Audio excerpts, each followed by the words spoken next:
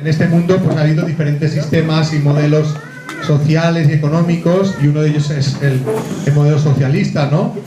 Y pues que se habla como que aquí en este mundo pues ha fracasado en el sentido de que realmente no ha cuajado, ¿no? Como sistema. Entonces ahí se habla de que realmente en este mundo, aunque ha habido ideas tipo socialistas del bien común, donde se ha hablado del bien común, siempre les ha faltado una vertiente espiritual, en el sentido de que se ha valorado mucho la parte material y no se ha valorado nada la parte espiritual, ¿no? O sea, no se ha valorado tanto en lo que son los sentimientos y la evolución espiritual. El término socialismo espiritual para mí engloba una sociedad basada en el amor al prójimo, donde se comparte porque realmente hay un amor a los demás. O sea, no es algo forzado, no es algo impuesto de decir tenemos que ser todos iguales, sino que a uno le nace compartir lo que tiene. Entonces para mí el socialismo espiritual en realidad es como una conjunción de lo bueno de cada mundo, ¿no? O sea, de la parte de la creencia, de las creencias, para mí es algo bueno en el sentido de que tenemos que saber que estamos aquí para algo más que vivir la vida material y que hay un más allá aparte de este. Pero eso se ha transformado en religiones donde hay manipulación de esa creencia, y eso es la parte negativa. La parte buena en la parte del socialismo es que realmente hay un trasfondo de querer compartir, ¿no? De solidaridad con los demás. Pero tiene una parte negativa, es el cómo conseguir eso, y desprovisto de la parte de trascendencia, ¿no? De que solo se contempla la vida material. Y yo lo que he intentado hacer en ese término es unificar lo bueno de cada parte, ¿no? Realmente para mí un mundo avanzado será un mundo donde se comparta, donde no sea la lucha del más fuerte como es ahora, ¿no? Para mí el sistema económico capitalista le teníamos que transformar el capitalismo, es decir, es un sistema egoísta, porque es la ley del más fuerte, no hay un compartir, no hay un deseo de pensar por el que tiene menos. Entonces el socialismo espiritual vendría a ser la unión de lo bueno de cada parte, ¿no? Sabiendo que eso no se puede imponer, no se puede luchar violentamente para imponer un modelo de socialismo espiritual, porque solo el hecho de utilizar la imposición ya estaría vulnerando las leyes espirituales. Una de ellas es el libre albedrío. Entonces esto es algo que ha de nacer en el interior de uno, ¿no? Y poco a poco, cuando haya muchas personas que compartan esa forma de sentir, pues la sociedad se irá transformando paulatinamente. Eso no quiere decir que uno tenga que ser sumiso y permitir que abusen de él, para nada. Solo uno tiene que saber que no puede imponer su forma de ver las cosas, aunque uno crea que es la mejor. No sé si eso te ha aclarado lo que tú... Gracias.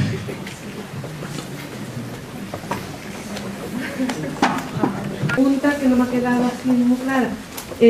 Ha hablado sobre las almas viejas y otras almas que son más jóvenes. ¿Quiere decir eso que están continuamente naciendo almas? Sí. El proceso de creación espiritual no cesa nunca. No podemos pensar que se crearon al principio y luego ya somos siempre los mismos. Hay espíritus que fueron creados antes y espíritus que fueron creados después. Entonces, de ahí que haya espíritus más jóvenes y espíritus más viejos. Por allí atrás había preguntas también. Hola Vicente, Hola. Buenos días. Buenos días. Mira, para mí esto es muy complicado, porque yo me pregunto, cuando estaban Adán y Eva aquí, ¿dónde estabas tú y yo? Bueno, yo opino que... Que conste, te lo digo con todo el respeto, es que mi pregunta es, cuando en el mundo hay 3 personas, 4 o 5, ¿dónde están los 6.000 millones de almas que estamos ahora mismo aquí? Bueno, primero hay que pensar que el proceso evolutivo no es partiendo desde Adán y Eva, ¿no? Tenemos que pensar que, yo no digo que no existieran Adán y Eva, pero creo que no estaban solos en el mundo. Es decir, el proceso evolutivo se produce paulatinamente, es decir, hay espíritus que para todo el proceso hasta llegar al ser humano han pasado por toda una historia de encarnación en especies menos avanzadas, y en la historia del planeta las especies que han ido apareciendo y desapareciendo han sido los cuerpos que han necesitado esos seres para ir haciendo ese proceso de avance espiritual. También hay que pensar que los espíritus que en este momento no están encarnados están en el plano espiritual, y que antes la lista de espera para encarnar era más larga, porque había, digamos, menos cuerpos disponibles, ¿no? Entonces ahora se han acortado las listas de espera para encarnar, porque somos muchos en este plano, ¿no? También hay que pensar que hay espíritus que no son originarios de la Tierra, ¿no? Que no son oriundos y que pueden venir de otros orbes, ¿no? De otros mundos, y que pueden decidir encarnar en este porque el momento evolutivo les es favorable o les ayudaría a su propio proceso de evolución, como van los estudiantes de Erasmus a estudiar a otros sitios, ¿no? Entonces la suma de los que son de aquí más los que vienen de fuera, pues todos aquí a encarnar. Hola, yo quería preguntar... ¿Dónde está? Aquí. Vale. Cuando digamos, el alma o el espíritu comentado se une a un cuerpo para encarnarse, en el caso de mellizos o gemelos, ¿qué son? ¿Dos almas? Sí, ¿Una? dos almas. Dos almas que encarnan cada una en un cuerpo que se está en el proceso de gestación, pero sí son dos almas. Cada cuerpo es un alma. O sea, cada alma encarna en un cuerpo. Bueno, yo tengo dos preguntillas que no he entendido bien. Sí, no, antes de venir se supone que hemos pactado todo, el libre albedrío no comprendo muy bien. Y la segunda, ¿por qué hacerlo todo tan complicado que no nos acordamos de otras vidas, que no nos acordamos de dónde somos, de dónde venimos? ¿No es mejor acordarnos para poder crecer en eso? ¿No hacerlo tan complicado? Es que no... Sí. Sí, la primera pregunta, ¿vale? Antes de nacer realmente no decides todo. Decides una serie de circunstancias, que puede ser tipo de pruebas que quieres pasar para aprender, más o menos el tiempo que quieres vivir y con quién vas a encarnar, en qué familia, ¿no? Porque los padres y los hijos se tienen que poner de acuerdo para encarnar. Todo lo demás son decisiones que se van a ir tomando durante la vida. En cierta manera, también esas decisiones que aparentemente parecen como una fatalidad del destino, también son decisiones tuyas, tomadas en un momento anterior al nacimiento, con lo cual también forma parte de tu libre albedrío. Es decir, una cosa es el propósito que tú haces antes de encarnar y otro es, al final, que acabes cumpliendo de aquello que te habías propuesto. Como tienes libre albedrío, pues seguramente de mucho de lo que te has propuesto no lo vas a llevar a cabo, ¿no? Pero te lo habías puesto como un objetivo. Respecto a la segunda pregunta, si no sería mejor recordar todo, ¿no? Para tenerlo claro, ¿no? Y no estar dando tantos tumbos, ¿no? Yo ya he comentado que el olvido temporal que se tiene cuando venimos aquí tiene el propósito de que podemos actuar con mayor libertad. Es decir, para que las circunstancias del recuerdo del plano espiritual y todo lo demás no nos condicionen a la hora de actuar. Sé que eso cuesta un poco de encajar, por eso he puesto el ejemplo ese de los niños, ¿no? Los niños entre niños. Eso no quiere decir que haya necesariamente un olvido permanente. De hecho, hay muchas personas que han recordado otras vidas, pero para recordar muchas veces hace falta buscar. Es decir, si tú buscas, al final acabas encontrando. No es todo, digamos, no te lo dan todo en bandeja, te lo tienes que currar un poquillo, ¿no? Entonces, las personas que quieren mejorar interiormente, muchas veces se les da a través de sueños o incluso vivencias espontáneas, recuerdos de otras vidas. Y eso lo acaban encajando y acaban superando esa circunstancia. Es decir, que lo que uno necesita recordar para avanzar, lo puede llegar a recordar, pero necesita querer hacerlo. Porque a veces lo que pasa es que no queremos. Y eso forma parte de nuestra libertad. El si queremos o no queremos recordar para aprender. Esa es un poco la explicación que yo le daría a tu pregunta. Hola. Aparte de las 1000 preguntas que tengo, una es que si un familiar tuyo se ha muerto, sube, ¿no? Se hace espíritu, y luego yo cuando muero subo, y si se ha reencarnado en otra persona tengo que esperar a que muera para verle. Muy buena pregunta. El Se han hecho- olvidará de mí, tiene otra familia, me querrá, no me querrá. Muy bien, buena pregunta. Me la han hecho muchas veces. Primero hay que pensar que las encarnaciones no son automáticas, es decir, tú no te mueres mañana y al día siguiente vas ya a encarnar a otro sitio, es decir, vas a pasar un tiempo bastante prolongado en el plano espiritual, tanto tú como los que se han ido antes que tú, con lo cual da bastante tiempo a encontrarse con la mayoría. Pero sí que es cierto que puede pasar lo que tú dices, que tú vas y uno de ellos ya se ha encarnado. En realidad eso no te privaría a ti de ver a esa persona, porque esa persona cuando está durmiendo, el espíritu se separa del cuerpo y puede viajar al plano espiritual. Y entonces en ese momento se encontraría contigo. Sí que es cierto que él, el recuerdo de esa experiencia, seguramente cuando volviera al cuerpo lo olvidaría. Pero tú que estás allí tendrías plena conciencia. ¿Cuál es la relación entre, por ejemplo, los familiares? ¿Qué diferencias hay entre la relación que tenemos aquí con esos seres y la que tenemos allí? ¿Vale? Por eso que tú comentas, ¿me van a querer igual, más, menos? Recordar. El que está allí siempre recuerda, porque cuando pasamos allí poco a poco vamos recordando todo nuestro pasado, tanto el de esa vida como el de las anteriores. Entonces ellos y nosotros salir allí nos reconocemos. Claro, el rol que hay allí no es el mismo que el de aquí, porque aquí somos padres, hijos, y allí somos hermanos, porque ese rol puede cambiar de una vida a otra. Tú puedes ser hija de tu madre en esta vida y en la siguiente al revés. ¿Qué es lo importante? ¿Qué es lo importante? El sentimiento que pueda haber. El sentimiento no se pierde. Cuando tú quieres a alguien, sea que sea tu hijo, tu hermano, tu amigo en la próxima vida, ese sentimiento perdura. Luego, los malos rollos, ¿vale? Porque también hay malos rollos en las familias. Uno puede decir, joder, pues yo no quiero ir allí porque si me voy a encontrar otra vez con mi padre que me puteó un montón, pues casi mejor que no exista la vida después de la muerte, ¿no?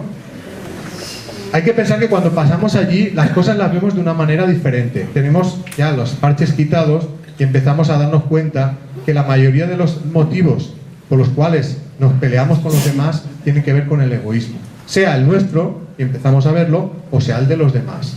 Entonces cuando estamos allí, como tenemos la ayuda espiritual, todas esas rencillas pasan como a un segundo plano. Entonces ya no hay tan malos rollos como aquí. Sí que es cierto que hay personas que han sido de la misma familia, que tienen niveles evolutivos diferentes, que no son familia espiritual, y cuando pasan al plano espiritual, cada uno, digamos, va a su familia espiritual y no van a convivir juntos. Eso no quiere decir que no se puedan ver. El que está más avanzado puede viajar al lugar donde está el menos avanzado y en ese momento encontrarse. Pero digamos que una cosa es la familia espiritual y otra es la familia terrenal. La familia espiritual está unida por lazos de amor. La familia terrenal a veces son lazos de amor y a veces lazos de odio o cadenas de odio. A veces dos personas encarnan en la misma familia porque tienen muchas cuentas pendientes que resolver de otras vidas y encarnan en la misma familia precisamente para que los lazos de la carne sean como una especie de bálsamo que suavice la mala relación que hay espiritualmente. Entonces, en ese caso, es una familia conformada para que se resuelvan los problemas que hay entre ellos. Se lo tienes que decir a...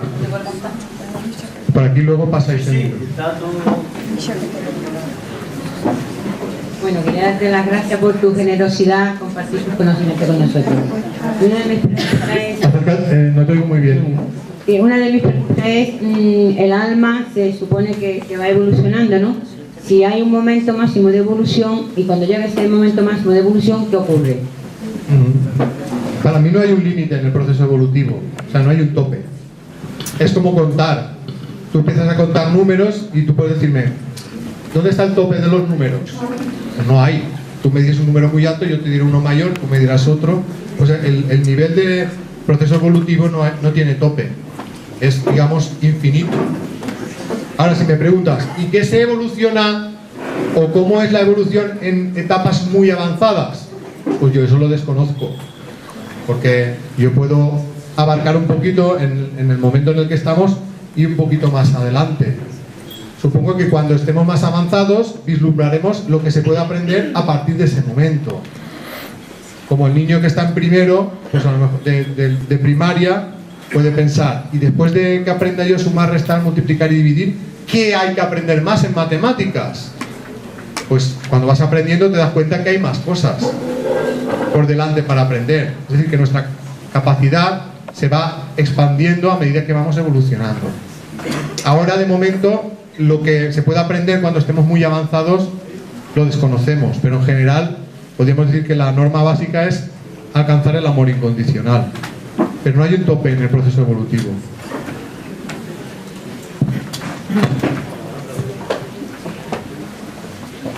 Sí, también yo no lo veo como un dualismo, en el sentido de que para mí somos espíritus. Somos espíritus encarnados en un cuerpo. Sí. Y siempre somos espíritus, pero que hay una parte de nosotros que es imperfecta, eso sí que es cierto. O sea, tenemos la potencialidad para desarrollar la capacidad de amar, pero también tenemos el egoísmo, que es el freno a esa capacidad de amar. En ese sentido sí que veo como una dualidad, ¿no?, entre el amor y el egoísmo. Y esa es nuestra lucha, ¿no?, la de ir haciendo que el amor vaya para arriba y el egoísmo vaya para abajo. Por ejemplo, pienso que el amor es una energía y el egoísmo una energía que la hemos canalizado bien, y el egoísmo es una energía que hemos canalizado mal, pero en esencia son iguales. Entonces, si vemos que en esencia, por ejemplo, tanto el egoísmo como todo eso es lo mismo que viene a ser el amor, solamente que es una energía que no la hemos canalizado bien, ahí un poco como que se acaba esa lucha, porque lo otro que tú propones es un poco una lucha, no estar... Entendió el final. Que digo que con el hecho de, por ejemplo, de ese dualismo, o esa de que el espíritu, lo que no es el egoísmo y todo eso, que al final también nos crea, no sé, una posición que no sé hasta qué punto siempre estamos tratando de hacer algo y nunca lo conseguimos, porque partiendo de esa dualidad nunca vamos a llegar del amor al egoísmo. Yo pienso que tenemos que partir de la base de que todo es igual, y entonces a lo mejor desde ahí sí se podrá transformar ese egoísmo en amor y todo eso, ¿no? Es posible, pienso yo, no sé. Cada uno puede verlo como quiera. Es decir, si tú lo ves así te sirve, por mí está perfecto. Hombre, yo lo que me refiero es que el dualismo ese de una cosa y la otra es lo que me parece a mí que no te ayuda. Bueno, yo pienso que el egoísmo es la ausencia de amor. En ese sentido, para que haya una cosa tiene que haber la ausencia de esa cosa. Es como el frío y el calor. El frío es la temperatura baja y el calor es la temperatura alta. Para mí el egoísmo es la baja vibración y el amor es la alta vibración. Bueno, pero como que en esencia es lo mismo, ¿no? En esencia viene una energía. Hombre, cada uno lo puede ver como quiera. Para mí hay una gran diferencia entre el egoísmo y el amor. Pero sí que es cierto que en el proceso evolutivo el egoísmo corresponde a niveles de vibración bajos y el amor va incrementando ese nivel vibratorio.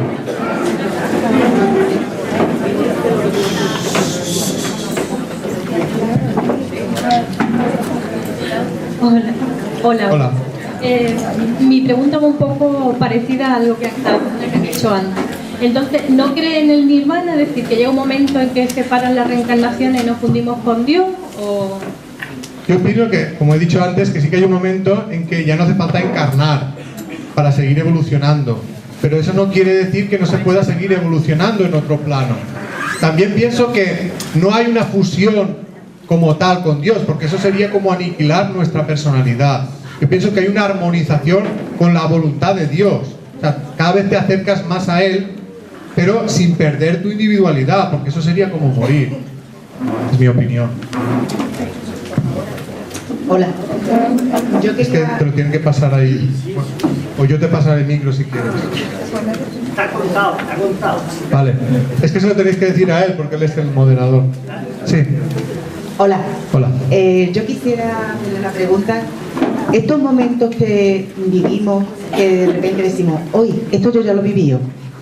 O voy a un sitio y digo yo, si yo he estado aquí, el recuerdo ese tiene que ver algo con la otra experiencia de las almas en otras vidas. Puede ser varias cosas. O sea, puede ser que en otra vida hayas podido estar, por ejemplo, en ciertos lugares y eso te resulta familiar, o te puede resultar familiar, por ejemplo, una relación o una persona. de haber conocido a esa persona de otra vida, y aunque a lo mejor en esta vida la acabas de conocer, tu interior siente alguna afinidad con ella, o te acuerdas de cómo era la relación en otra vida, y como ahora vuelves a experimentar lo mismo, eso te vuelve a resultar familiar. Eso puede tener que ver con otras vidas, pero hay veces que es simplemente una sensación. Gracias por su sabiduría compartirla. Y mi pregunta es que ha comentado acerca que tenemos otros seres que son los orbes, y cuando tú ves orbes en personas fallecidas y en fotos tuyas, ¿qué significa eso? Bueno, eso es un poco... Yo no te voy a hablar de los orbes, yo te voy a hablar de espíritus, porque yo puedo... para mí los espíritus son seres que existen. Hay veces que hay manifestaciones de esos espíritus que pueden ser energías, que pueden manifestarse como puntos de luz, como esferas, y hay veces que simplemente pues, pueden ser efectos ópticos de la cámara.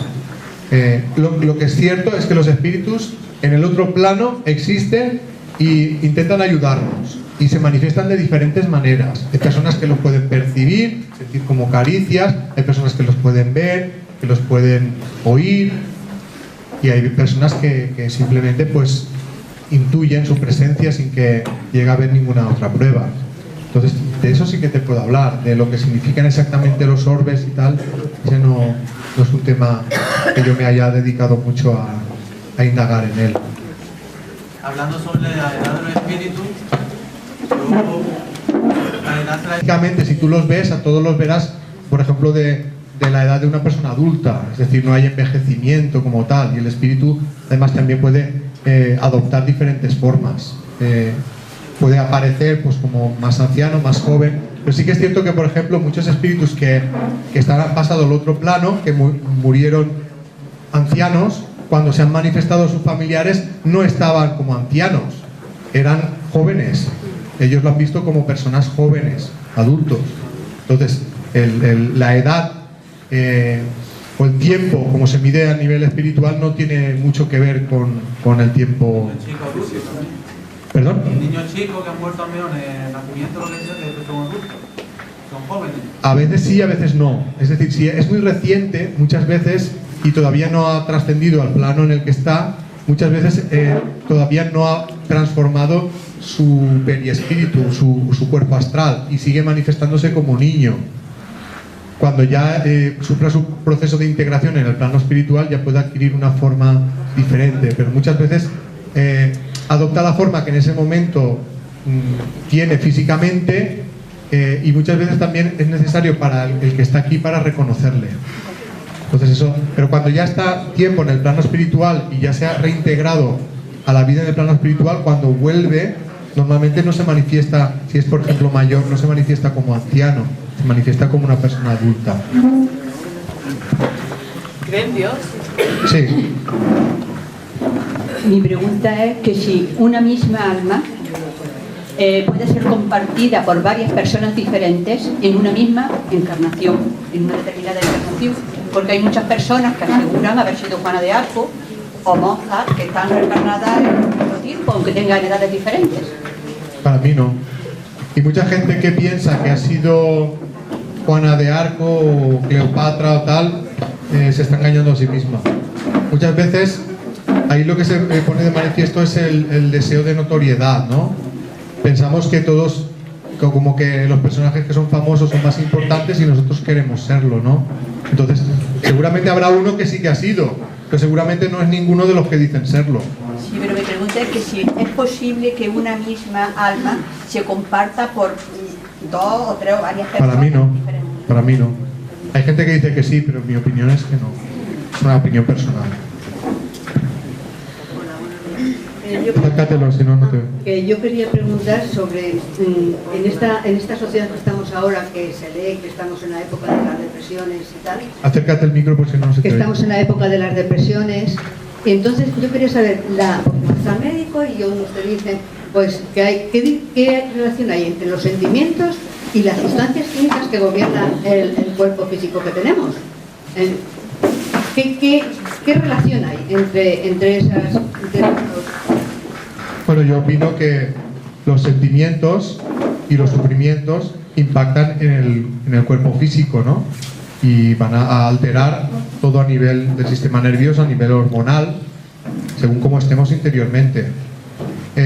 Creo que es una equivocación tratar las depresiones con fármacos, totalmente equivocada, porque los problemas no se resuelven con química. La química lo que te puede hacer es que tengas estados eufóricos, como el que se tiene problemas y se droga, se toma cocaína o heroína, porque eso produce un efecto en su sistema nervioso de euforia, pero que es pasajero y que luego tiene sus efectos secundarios, ¿no? Entonces pienso que las depresiones se solucionan primero identificando por qué la persona está deprimida, las circunstancias emocionales, y luego cuando esto ya lo tiene claro, luchando para superarlas, porque si no resuelve esos problemas, la medicación es como un atontamiento de la conciencia. Te crees que no sufres porque tienes la conciencia como atontada, cuando en realidad el sufrimiento está por debajo. Y otra pregunta. Otra pregunta, quería decir. Acércatelo más, por favor. Porque hay personas que, por ejemplo, continuamente están en contacto a través de los sueños con espíritus de su familia y tal, y por ejemplo parte de su familia, hermanos, y dicen que no tienen nunca esos sueños. ¿Qué pasa? ¿Que es más elegida ella o qué es lo que pasa? Bueno, yo pienso que a lo mejor seguramente esa persona está... Eso es vale. Hay personas que están más receptivas a poder contactar con seres del plano espiritual y personas que lo están menos. A veces cuando una persona está sumida en el dolor, ese propio dolor es como una barrera que le impide percibir esa visita de los seres del otro plano. Porque muchas veces no hemos superado el dolor, y si vinieran a visitarnos, como no lo hemos superado, lo que querríamos es que se quedaran permanentemente con nosotros, y eso ellos no lo pueden hacer. Entonces, hasta que la persona no empieza a superar el dolor, no se predispone a poder tener contactos con sus seres queridos del otro plano. Entonces depende de uno mismo, no es que sea una persona privilegiada respecto a otra, más bien que uno se abre o se cierra al contacto con el plano espiritual según su estado anímico.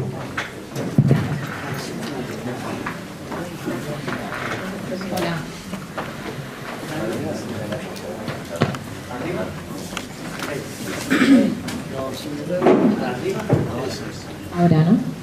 Bueno, nosotros nos estamos preguntando cuántas veces ahora, cómo podríamos saber cuántas veces hemos reencarnado y de qué hemos reencarnado, aunque yo tengo claro, hablando con ella, que creo que una reencarnación no muy reciente, he sido un tío y es un tío muy malo.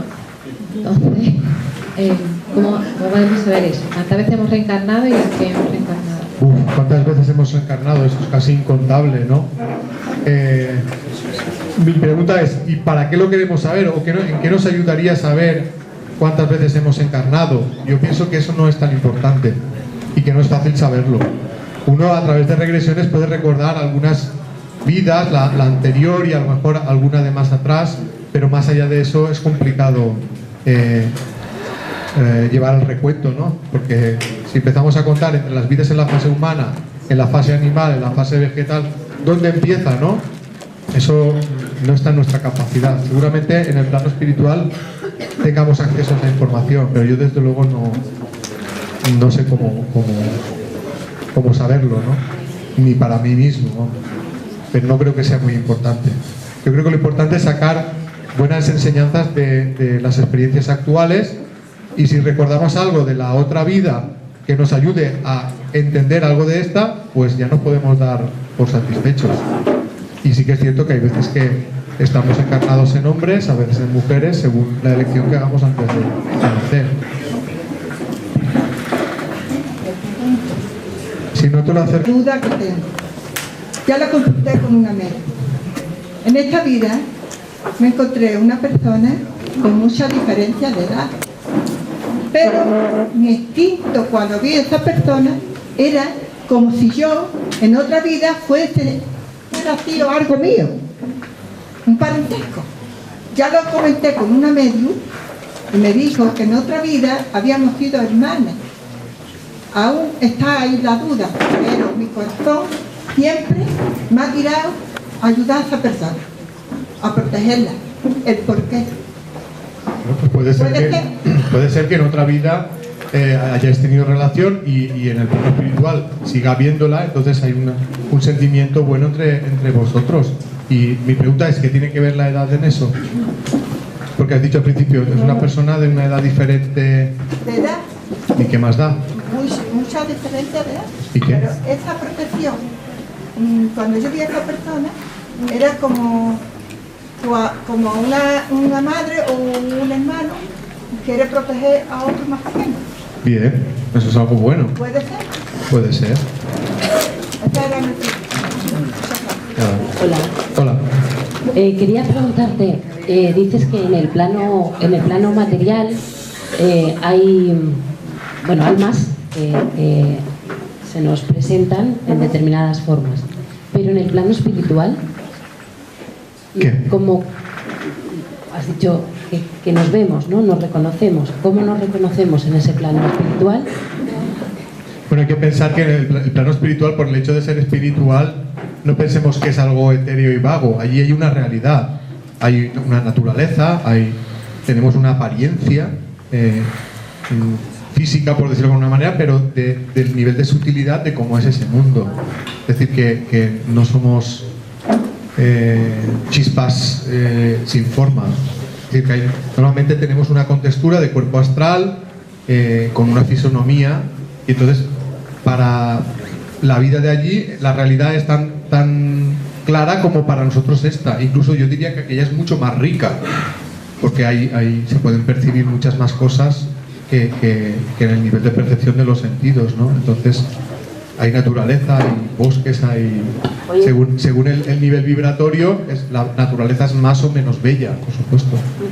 Y yo creo que algo que nos preguntamos todos, a pesar de estudios, de haberlo estudiado y demás, ¿por qué sabemos, por qué nos trasladas todo esto? ¿Cómo se sabe? ¿Cómo se sabe qué pactos se hacen para luego hacerlos aquí? Bueno, yo pienso que en el interior nuestro hay como una intuición que nos dice cuando en la vida vamos por el buen camino y cuando no. O sea, la propia conciencia, cuando uno se aparta un poco del camino que se había propuesto, le hace sentir mal, ¿no? Intranquilo, infeliz. Y cuando uno se va acercando a lo que se ha propuesto hacer, se siente más feliz, más lleno. En realidad ya no es tan importante el hecho en sí de que sea cumplir el proyecto de antes de nacer, sino que tú te sientas bien contigo mismo. Cuando una persona hace lo que siente, se siente bien, y cuando no hace lo que siente, sufre. Entonces ese es el punto importante. No es tan importante cuál es mi proyecto anterior, sino cómo de cerca estoy de hacer lo que siento. Lo que pactas aquí. ¿Perdón? Lo que se pacta para hacer aquí. ¿Qué? ¿Cómo se sabe? Es como una intuición. Vale. Cuando tú te dejas llevar por tu intuición, es como que cuando te vas acercando a esos acuerdos y los vas cumpliendo, te sientes bien interiormente. Y cuando te apartas de ello, pues sufres. La conciencia. Sí, la conciencia es la que te lo dice, ¿no? Hasta qué punto te estás acercando o alejando de tus proyectos de vida, ¿no?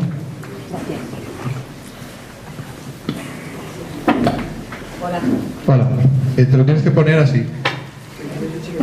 Sí, así. Hola, gracias. Mi pregunta es, cuando un alma elige un feto donde va a reencarnar, si ese feto no llega a nacer por cualquier problema, ¿qué pasa? ¿Luego reencarna otra vez o ya qué ha pasado con ese alma? Pues en ese momento no encarna. Puede volver a intentarlo posteriormente, o a lo mejor si ve que ahí no tiene posibilidades, puede buscar otra madre. ¿Queda alguna relación entre ese feto y ya no queda ninguna relación? Que sea, puede encarnar si esa... Bueno, en el feto no queda nada porque es el cuerpo, lo que queda es el espíritu. Exacto. Entonces el espíritu, si ha habido una relación anterior, sigue teniendo relación con la madre. Porque a lo mejor en ese momento, pues al no poder encarnar, pues busca otra opción para reencarnar, pero la relación. Si iba a ser hijo de esa madre es porque hay algo, algún vínculo entre esos espíritus. Gracias. Por allí detrás también tenía. Buenos días, gracias por la conferencia. Y quería hacerte dos preguntas. He comentado que las familias álmicas estaban como en dos planos diferentes, ¿no? Que había diferentes familias álmicas y estaban en planos diferentes, y unas más avanzadas podían ver a las menos. ¿Te refieres a dimensiones diferentes? Y la segunda pregunta es, en cuanto a lo que ha preguntado esta persona de delante, de si un alma podía encarnarse en dos personas distintas. ¿Eso serían las almas gemelas? ¿No? ¿Cuál sería un poco la diferencia? Muchas gracias. Bueno, cuando hablo de diferentes planos vibratorios, tú llámale como quieras. Para mí forman parte de la misma dimensión, solo que de una sutileza diferente, ¿no? Sería como la luz tiene diferentes longitudes de onda, desde el rojo hasta el violeta, va aumentando el nivel de la vibración de la luz. Pues en el plano espiritual hay como una contextura de la materia astral que puede ser más densa y puede poco a poco ser más sutil. Entonces en cada densidad de esa materia astral pues puede haber vida, ¿no? Los espíritus menos avanzados se sitúan en los niveles más densos y los más avanzados en niveles más sutiles. A eso me refería. El tema de las almas gemelas es diferente a lo de que es una alma en dos cuerpos. Para mí las almas gemelas son dos almas diferentes, pero que son totalmente afines. Pero cada una de ellas conserva su individualidad y su voluntad. Es decir, para mí no son la misma alma, son dos almas totalmente afines. Vamos a tener tres últimas preguntas porque llevamos ya casi 3 horas aquí y después le espera también una larga tarde. Tres últimas preguntas, ¿vale? Venga. Primero que nada, darte las gracias por esta maravillosa conferencia y decirte que me ha llegado muchísimo todo lo que has dicho, porque yo me fui hace muchísimos años al otro lado y volví, y eso cambió mi vida. Y sé que es así, no me lo cuentan, lo viví. Y siempre pensar que el amor es lo que salva a los seres humanos de cualquier conflicto, que debemos vivir para amor, por el amor y para el amor, que eso es lo que realmente debemos pretender todos, y que cuando estamos amando de verdad, todo lo demás se da por añadidura. Muchísimas gracias.